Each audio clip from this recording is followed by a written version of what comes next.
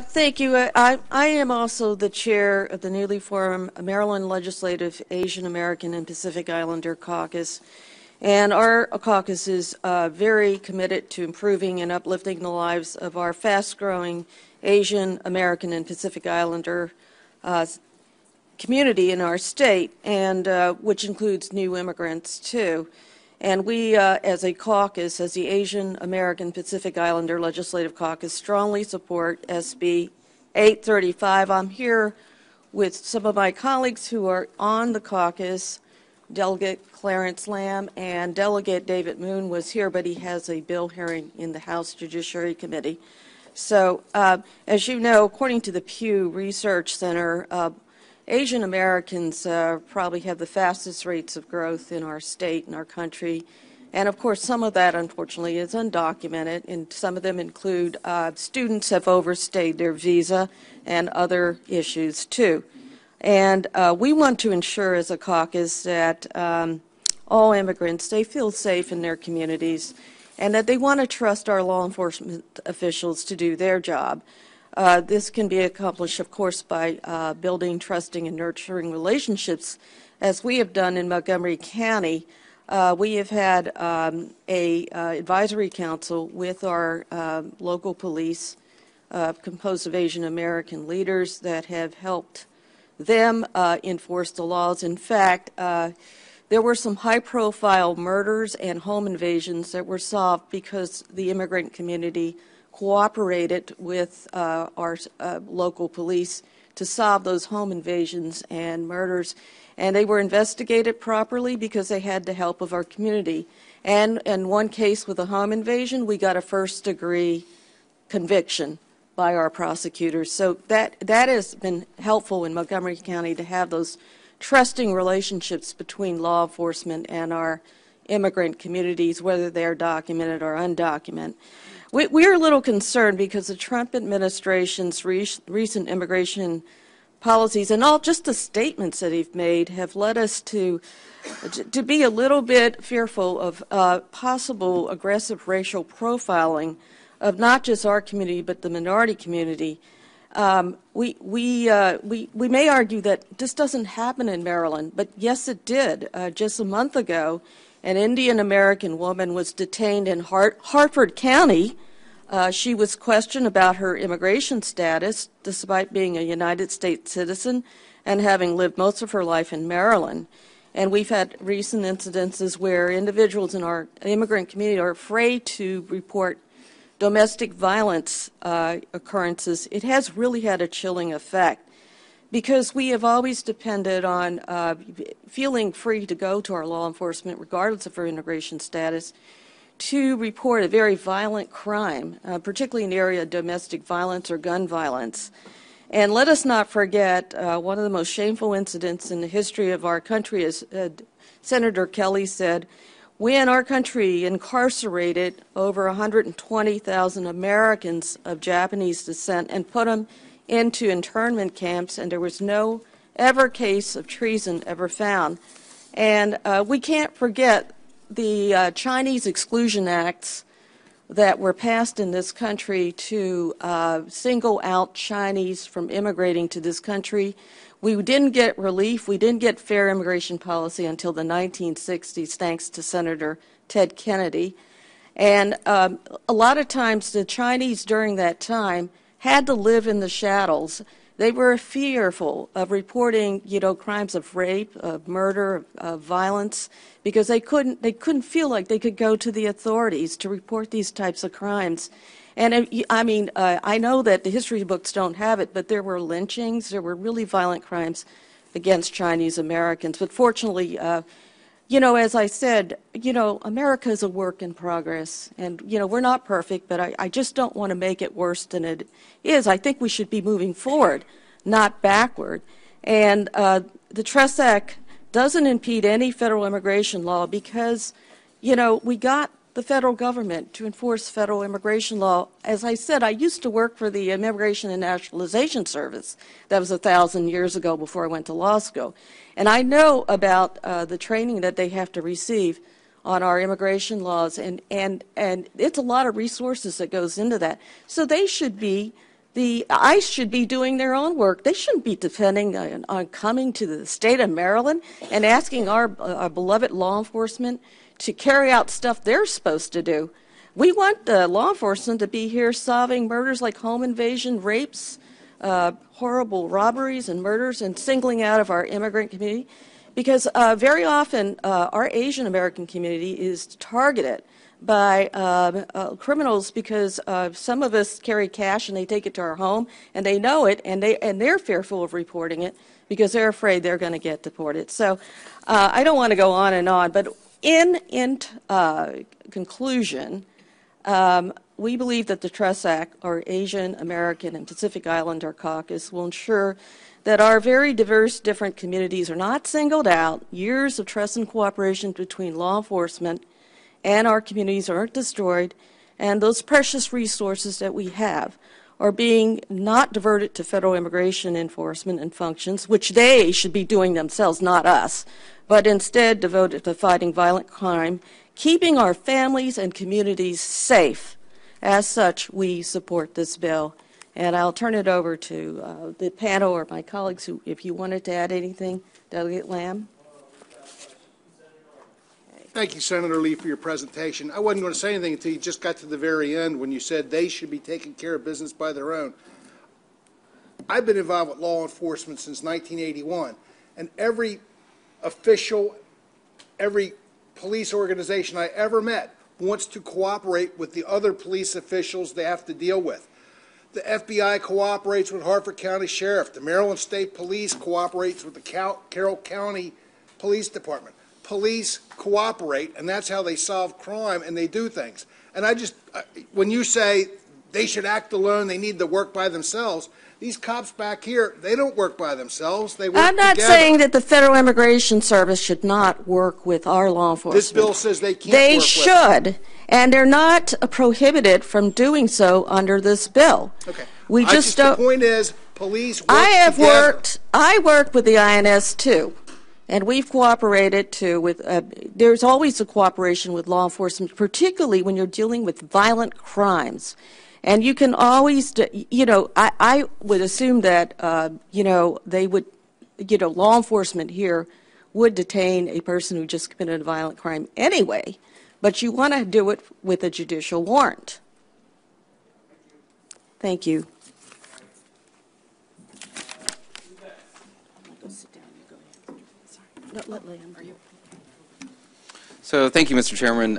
For the Let me record, just say for the record, before you say that this is a little unusual. We've had like Delegate Day here in the Senate Judicial Proceedings Committee, which you are all welcome to always be here, all of you. Just remember our bills by the end of the session. Go ahead. Sure. So continue, or I will remember you. I see the clock ticking, so I will try to be very brief. For the record, Delegate Clarence Lamb in District 12. The chairwoman of the AAPI caucus asked me to come here to lend our support. I serve as the legislative chair of the caucus, and I will be brief because the hour is late. But I do want to take a moment to explain why the caucus is in support of this bill. The case that Senator Lee has pointed to locally certainly brings concern to the Indian American community here, but I also want to point to some statistics that when you look at nationwide statistics, and obviously you can extrapolate this to Maryland as well, that there are 1.5 million undocumented Asian Americans here in the U.S. And over the last 10 years, from 2000 to 2011, 43% of those that are undocumented, there's been an increase in the Chinese undocumented by 43%. There's been an increase in the Indian Americans that are undocumented by 94%. There's been an increase in the Korean Americans that are undocumented by 31%.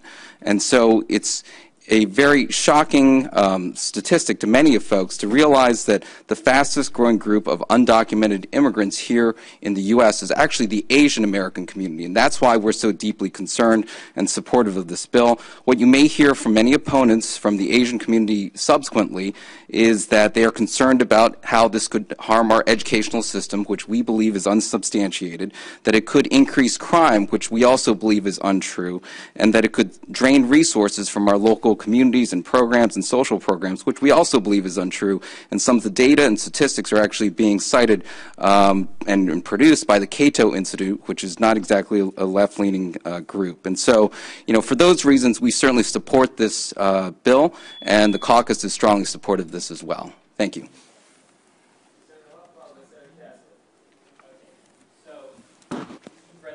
and you're familiar with it. So where is this carve-out for violent offenders and warrants that was mentioned? I don't see that in here. I didn't mention anything about a carve-out for violent. No, but it was mentioned earlier, so I didn't say you did, but I thought you just may know because I asked the sponsor. I didn't get a clear answer. So are you familiar with that part of it or no? I can't say that I'm familiar with that part of it, but I don't think there's a carve-out necessarily. So I think, we as a caucus want to make sure that state and local law enforcement are being used for state and local concerns. There's no exception for federal law enforcement to be able to come in to enforce federal immigration laws if they want to, and they're certainly welcome to do that. So There is no carve-out in this legislation that I see unless you see something right. well,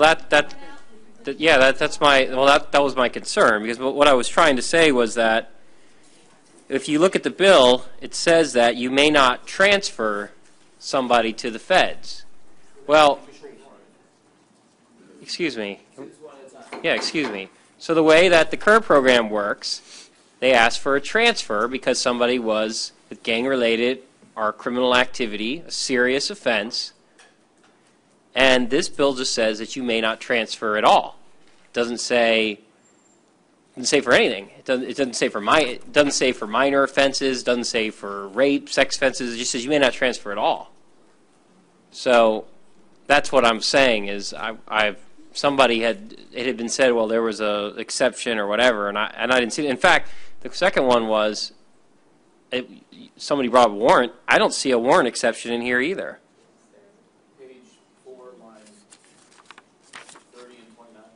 Yeah, that's a whole other section of the bill, though. That's not on the. That's not on this transfer part. That's talking about a whole other section. So, anyways, I would just say this: that there may be a concern because yes, you represent an immigrant community. You also represent people that may be potential victims of people that are serious offenses, like human trafficking or whatever. And so, this bill, as it's currently written, would say that you can't transfer somebody. If a serious offender, it says you can't coordinate or work with them whatsoever. You can't. I don't see any exception in here for anything to work with the feds, even on serious offenses. So, the people in your communities who would be victims of these serious offenses. I don't think there's anything in this bill that precludes law enforcement from Let me read the bill. I'll read the bill to you. I mean, laws like human trafficking. All right. Well, let me read the bill. It says that you may not respond to a hold notification or transfer requests from immigration authorities. It doesn't say for like minor offenses. It doesn't say what. So what I'm telling you is, if you get a transfer notification, if you get a hold, notification, or transfer request under this bill for a serious offense, somebody's gang-related, war criminal, I don't know, whatever you think.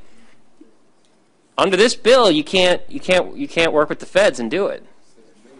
So let me be clear that there's nothing in this bill that precludes the federal government from coming in to enforce federal immigration laws if they so choose. And if the federal government wants to send ICE agents in to do that, this bill doesn't stop them from doing it. Yeah, but if they send a hold down to Montgomery County. Are you Montgomery County? No. I'm sorry, what county are you? Howard and Baltimore County. Okay, I'm sorry. I assumed because you're with Susan.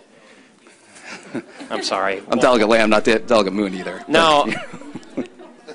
I knew that. Once you leave the house, you don't remember where anybody's from.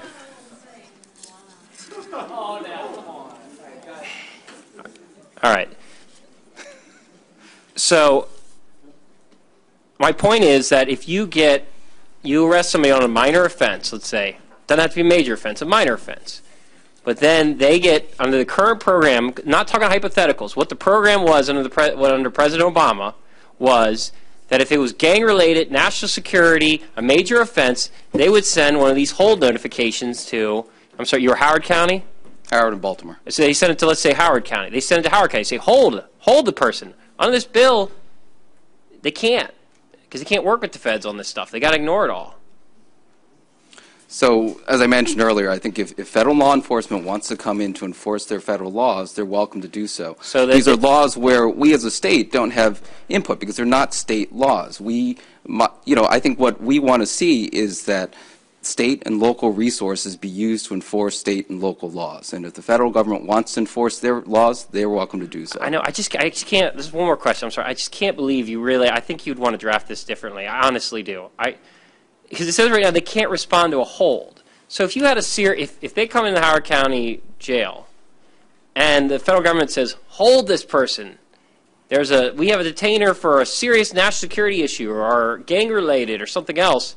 You want to be able to respond to that hold, right? So if the federal government has noticed that they want to put a hold on it, they can certainly send an ICE agent down there to actually detain that individual. Yeah, so they send you the hold request. Say, hold they can that also person. send their own ICE agent down there to do the detainment. Yeah, I mean, they're not like, it's not like Star Trek. They can't get there like in 1 second. So, it's going to take a little while, maybe take up to 48 hours, as the sheriffs who did this stuff testified. So I'm just saying, if they did a hold request into Howard County, you'd want them to be able to hold them for a serious offense, though, right?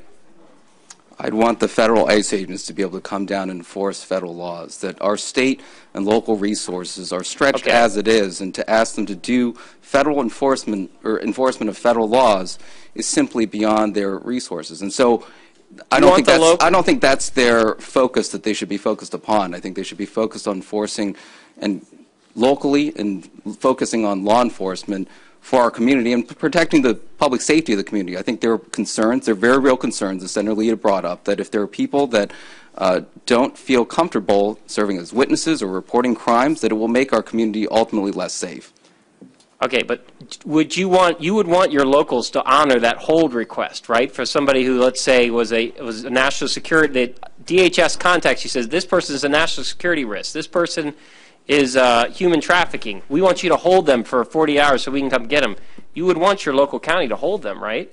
So I understand the question. I've heard it a few times, but I don't understand your answer. The federal government should enforce federal laws. And so if they have concerns about putting a hold on someone who's in Howard County or Baltimore County, they're welcome to come down and detain that individual. But what this bill says is let me put it this way. Can you just tell me yes or no? Would you want Howard County to honor a hold request on a serious offense?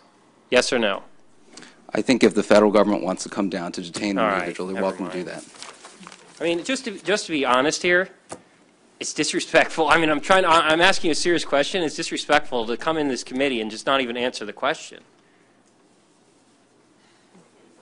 Senator Smith, followed by Senator Cassidy. Thank you, Mr. Chairman. Back to the question, the line of questioning that Senator Huff was talking about. Do you have the bill before you? At all? Does anyone up there have the bill? If you could read the page 3 and just help me understand what it means. Page 3, lines 20, the same section that Senator Huff was referring to, line 20 and 21. Is that a shall or is that a may? That is a may. So if at the discretion of the locals they felt like someone was violent, they could, right, if they wanted to. Mm-hmm. Oh. Sure, wait, they certainly I don't could. know if that whole line of question is just completely... Right, so that is a may, that's and a may. they certainly could. Yeah. So then another thing, then there are a couple other sections in the bill that I think opens the door to some discretion. But so on page 5 and then, on line 13 and 14, I think there's a lot of, it doesn't prevent any sort of cooperation, especially under the circumstances that were just alluded to before in the previous line of questioning. So it seems like there's a pretty free flow here in those circumstances that we're talking about violent offenders. To me, is that your impression? That is my impression as well. I think it allows them to develop policies, and if they want to develop policies that, get at violent offenders or human traffickers, that's certainly within the purview of this section of the bill. Thanks, Delegate. Thank you. Thank you for coming over. Just to follow up from Senator Smith's questioning, it appears then from your explanation on page 3 in section lines 20 through 31, and on page 4, lines 1 through 7 or 5, that all of those items 1 through 7, that police could go ahead and do all those things. It's just at their discretion. I mean, they could make an arrest based on a civil immigration warrant. They could give federal immigration authorities access to interview personnel, and they could do all those items. It's just at the discretion of the agency or the county or whatever. And it's a may, so we can do all It's those a may. things. That's correct. Okay, so we can do all those things, that's fine. I want to just, since both you and Senator Lee brought up the incident that's in my hometown in Bel Air, just let's, for the record, just point out that it's probably one of the most diverse towns in the state of Maryland, particularly for Asian and Hispanic, and that we have a single incident in the history of the town which was actually well explained by the chief of police. And I just, I just sort of very much resent that it's used as sort of a poster child for bias against Asian Americans or anybody, because I just like to throw that one out there, that it's an incident and stuff happens, but it's well explained, and I think if you refer back to the chief's very detailed explanation that was does not serve as the poster child for a bill like this. Sure, and certainly not meaning to impugn, the good folks in Harford County. I think that's not what we're meaning to do. But I think it's an example of an incident that happened here locally in the state that has certainly risen the concern of the Indian American community. We've heard from Indian Americans throughout the state of their concern stemming from that incident, and not because it's Harford County, but because it's here in Maryland and it's taking place, and the concern is very real among the Indian American community. All right, thank you very much.